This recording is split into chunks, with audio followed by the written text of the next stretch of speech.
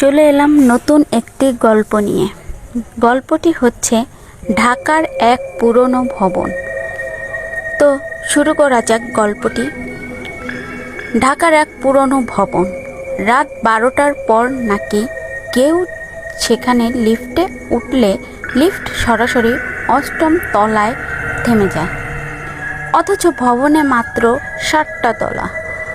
এক রাতে নাদিয়া নামের এক ছাত্রী অনেক দেরি করে পড়াশোনা শেষ করে বাসায় ফিরছিল।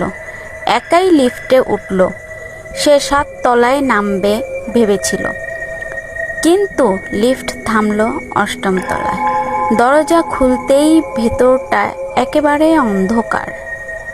নাদিয়া ভেবেছিল হয়তো লিফটের সমস্যা, কিন্তু দরজার ফাঁক দিয়ে একটা কালো ছায়া দেখা গেল। সেই ছায়াটা ধীরে ধীরে এগিয়ে এসে লিফটের ভেতরে দাঁড়ালো। নাদিয়া কাঁপতে কাঁপতে বোতাম চাপল নিচে নামার জন্য, কিন্তু লিফট নড়ল না, শুধু বাতিই নিভে গেল। অন্ধকারে তার কানে ফিস ফিস করে শোনা গেল, তুমিও এখানে আটকে যাবে। সকালে ভবনের নিরাপত্তা কর্মীরা দেখে লিফট খালি, কিন্তু ভেতরের আয়নায় লাল রঙের লেখা আর একটা আত্মা 8ম তলায় যোগ হলো। আসলে ভবনের যে মালিক ছিলেন তিনি মারা যাওয়ার আগে বলেছিলেন এই জমিতে আগে একটা নার্সিং হোম ছিল, কিন্তু সেখানে এক ভয়ঙ্কর দুর্ঘটনা ঘটে। এক রাতে অগ্নিকাণ্ডে 8 জন রোগী আর এক নার্স পুড়ে মারা যায়। তাদের দেহ ঠিক মতো দাফন হয়নি, শুধু ভাঙা ভবনের নিচে মাটি চাপা দেয়া হয়েছিল। এরপর নতুন ভবন বানানো হয়, আর লিফটে 8ম তলা যেন অভিশাপ হয়ে থেকে যায়। লোকজন বলে 8ম তলায় দাঁড়ানো ছায়াটা সেই নার্স।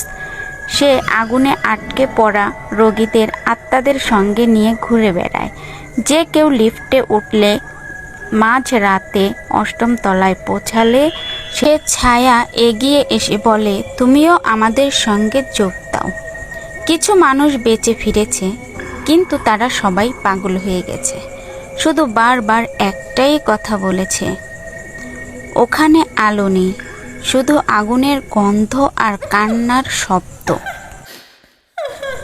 ভবনে যারা হারিয়ে যাচ্ছিল তাদের রহস্য জানার জন্য এক সাংবাদিক রাহাত সিদ্ধান্ত নিল 8ম তলায় যাবে।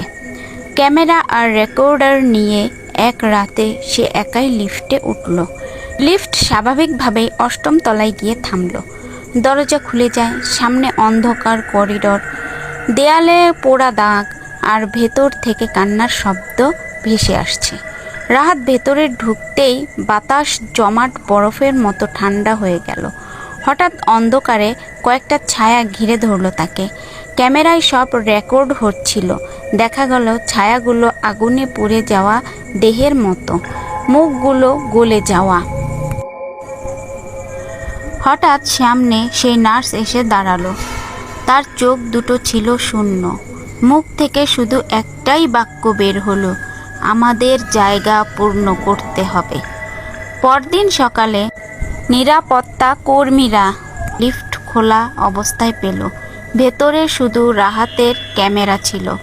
ক্যামেরায় শেষ রেকর্ডিংয়ে দেখা গেল সে চিৎকার করছে আর অন্ধকারে হাত বাড়িয়ে তাকে টেনে নিচ্ছে। তারপর সব ব্ল্যাকআউট। এরপর থেকে ভবনের মালিক লিফট বন্ধ করে দিয়েছে, কিন্তু বাসিন্দারা শপথ করে বলে মাঝরাতে লিফট নিজে নিজে নড়ে ওঠে আর 8ম তলার বোতাম জ্বলে ওঠে। কেউ কেউ এখনো শুনতে পায় নার্সের ফিস ফিস, তুমি পরের জন।